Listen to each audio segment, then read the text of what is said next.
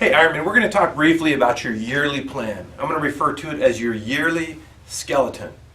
You know, when you go through the adoption process, there is an ease to it in that, man, you just follow the plan. You go through boot camp, basic training, deployment, officer placement, and you're kind of following this script.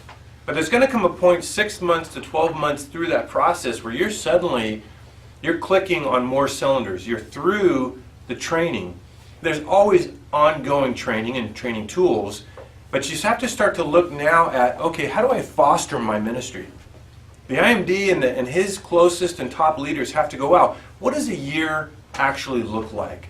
How do we put this together now in a piece, in a puzzle that fits together in a balanced way?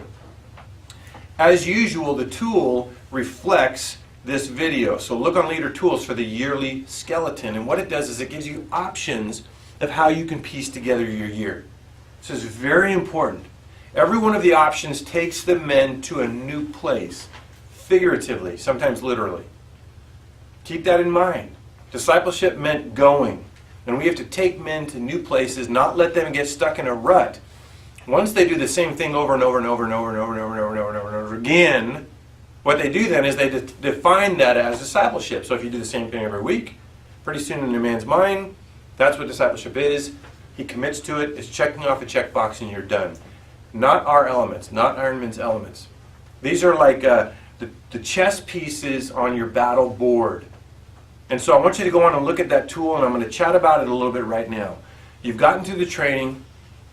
You've done your first all-men's gathering. You did follow-up, right, or we're going to come get you. And then now you're going into your second all-men's gathering. Your second all-men's gathering is when you're going to do officer placement for the first time. Once you come out of your second all-men's gathering, you have to start, you're almost like that teenager now in Ironman's Ministries. You start to go, wow, I have some responsibility.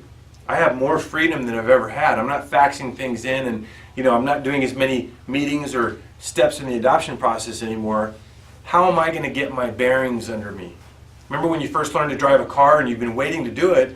But I remember literally, like it's a picture in my mind, driving out onto the 405 in Orange County for the very first time. Very first time I was all alone. I had my basketball coach in the car with me. I was freaking out. I didn't show it, but I was sweating through my clothes, and I was doing everything I was supposed to, but all of a sudden I realized I am on a freeway. I am the only one driving this car, and no one is giving me instruction anymore. You know we're here for you, but here's what I want you to consider. If you look at the yearly skeleton tool, it's going to show things like this. All men's gathering, you know about that. That's probably going to be about 5 times a year. It might be 4, especially when you start clicking on all of the elements. It's going to be 4 or 5 times a year. Your Bob trainings always happen before your all men's gathering. You know that. You're going to have something called a donut briefing, which you've already done at least 2 of them, and probably more than that at this point, if you've been through the adoption process. Those happen on Sunday between, before, or after services. They only last 25 minutes. You're going to have other things that you may not be as familiar with, like the swarm events, men's worship nights, maybe 3 or 4 a year, and then special events like the retreat and breakfast. The question is this: how do I piece those together in a way? How do I piece them together in a way that doesn't suck the men dry, that doesn't overwork us, but in a sense hangs enough meat on the bones that we have a thriving men's ministries? Now, the goal of Iron Men's Ministries is that ultimately your men, your Bob team, and the men following in their footprint, in their footsteps, are infiltrating your church through the Bob progression targets. But how do I piece that together? It's really a lot like a puzzle. We just did one, my family, and had hundreds of pieces.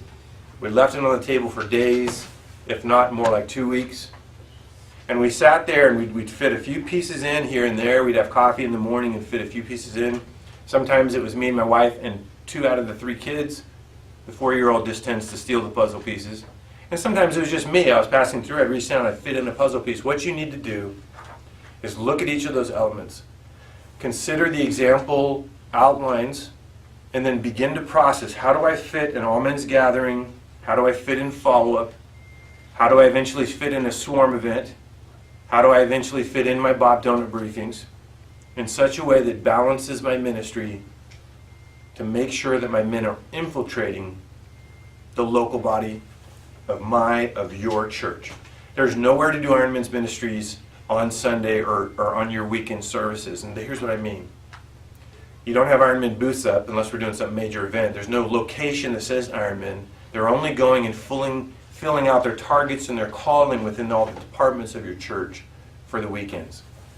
But you still are going to have to independently begin to string those elements together in a way that we've taught you, but also within a calendar plan that fits your church. We're here to help you do it, but that's a general picture of the yearly skeleton, your yearly plan. The tools are available, and we're here to encourage you and also guide you anytime you need help.